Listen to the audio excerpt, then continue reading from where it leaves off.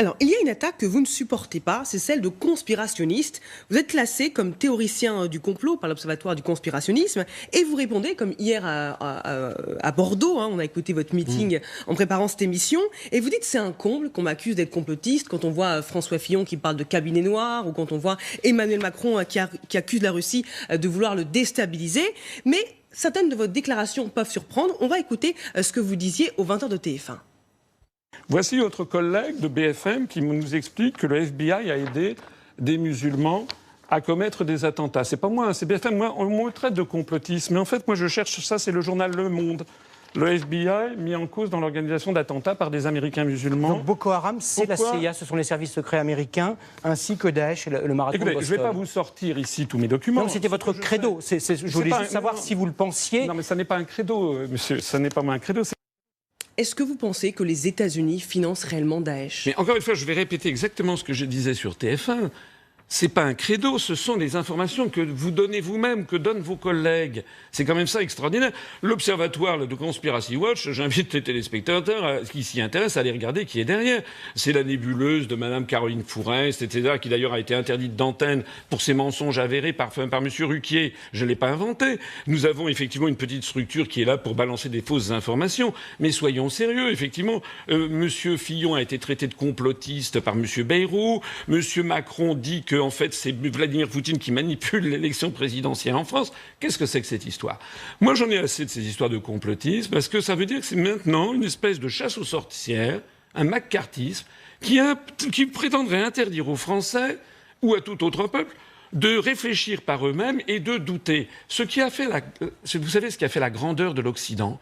Dans la pensée, dans l'esprit de la pensée, dans la philosophie universelle, la grandeur de l'Europe, pour le coup, en matière de pensée, c'est justement la faculté de douter, la faculté de remettre en cause, au crible de sa raison personnelle, tous les dogmes de son époque. Donc sans parler de complot, est-ce que vous pensez réellement que ce sont les États-Unis qui ont intérêt à financer l'État islamique? Écoutez, c'est pas moi qui l'ai dit, c'est Donald Trump. C'est Donald Trump qui, pendant sa campagne, avait dit que c'était Obama et Madame Clinton qui avaient financé... On peut douter aussi de sa parole. Mais on peut douter, bien entendu, on peut douter de tout. Moi, ce que je sais, c'est qu'il faut bien comprendre qu'en Syrie et Daesh, ils ont des armes américaines et britanniques. Elles ont été découvertes notamment lorsque Alep a été libéré de Daesh. Eh bien, ces armes, elles viennent d'où? Elles sont financées par qui? Voilà, ce sont les bonnes informations. Et vous savez, les Français ne s'y trompent pas. Moi, je suis en permanence abordé dans la rue par des gens qui me disent « Monsieur, vous avez raison, il y en a marre qu'on nous force à gober des bobards. Vous avez raison, il faut continuer à faire ce que vous faites. Vous êtes un homme droit, intègre et qui dit la vérité. » Quels sont les véritables liens entre les États-Unis et le terrorisme? Est-ce que vraiment ils les ont toujours combattus? En commençant cette enquête, j'ai été frappé par une déclaration de Laurent Fabius, le ministre français des Affaires étrangères. Il déclare à Marrakech en décembre 2012, je cite, « Le front al-Nosra fait du bon boulot contre Assad en Syrie et donc c'est très difficile de les désavouer. » Le front al-Nosra, c'est la branche syrienne d'Al-Qaïda. Donc des terroristes d'Al-Qaïda sont soutenus par Fabius en Syrie. Alors ça m'a rappelé une déclaration de James Baker, qui était le ministre des Affaires étrangères des États-Unis de George Bush, le père. Et en 1996, James Baker déclare, je cite, « Il n'y a pas de pays musulman plus intégriste que l'Arabie saoudite, et pourtant, c'est à la fois un ami et un pays important pour les États-Unis.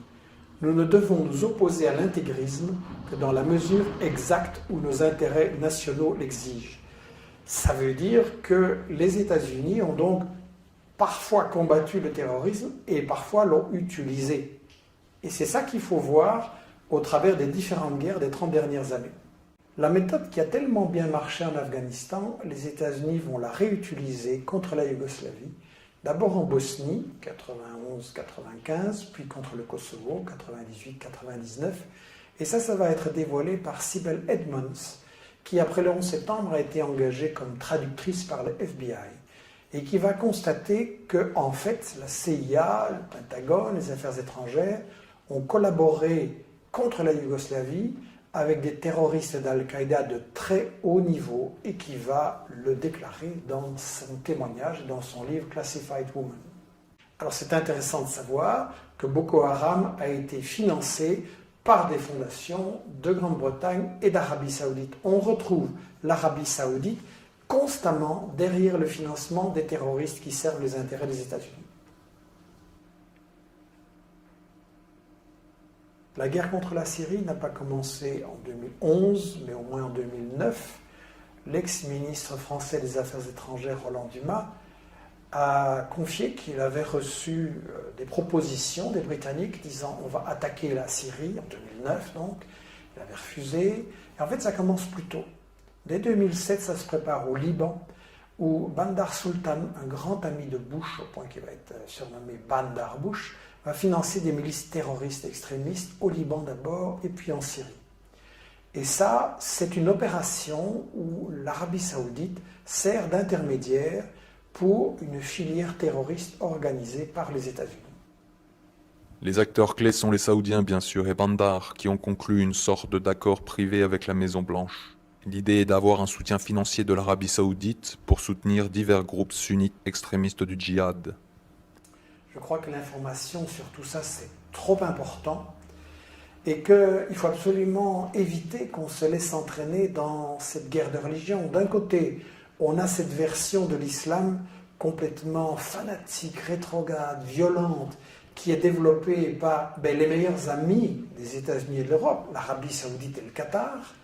Et de l'autre côté, on a, très très préoccupant en Europe, cette montée de l'islamophobie qui justifie la division des couches travailleuses entre elles sur le plan social ici et sur le plan de toutes ces guerres qu'on prépare contre des pays arabes ou musulmans.